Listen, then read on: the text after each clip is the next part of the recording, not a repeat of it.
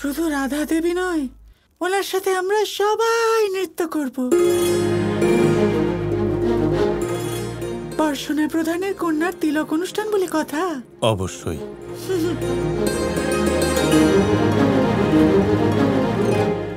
এবার এসো রাধা, রাসের সময় এসে গেছে।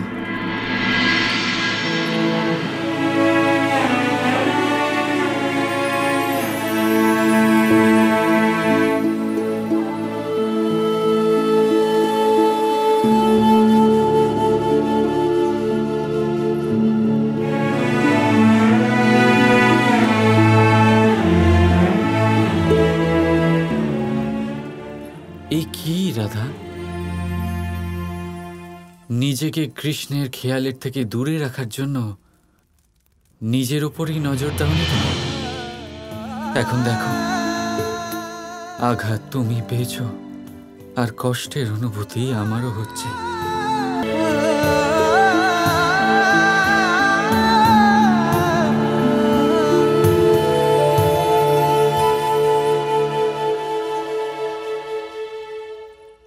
ক্ষমা করবেন বেয়াই মশাই, আমার রাধা নারায়ণকে প্রসন্ন করার জন্য নৃত্য করতে পারবে না। আমি বুঝতে পারছি।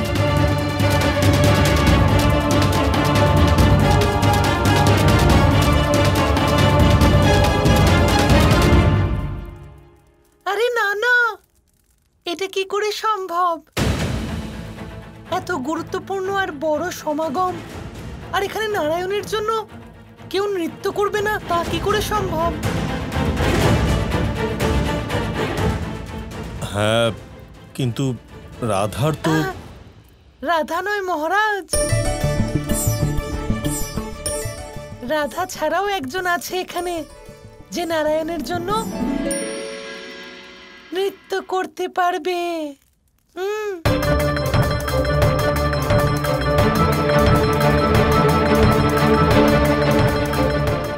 আপনি জানেন সে কে? না তো,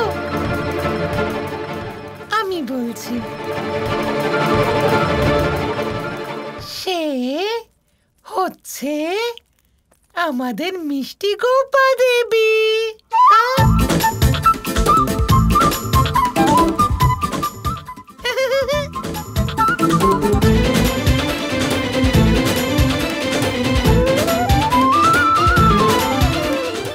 দাদা,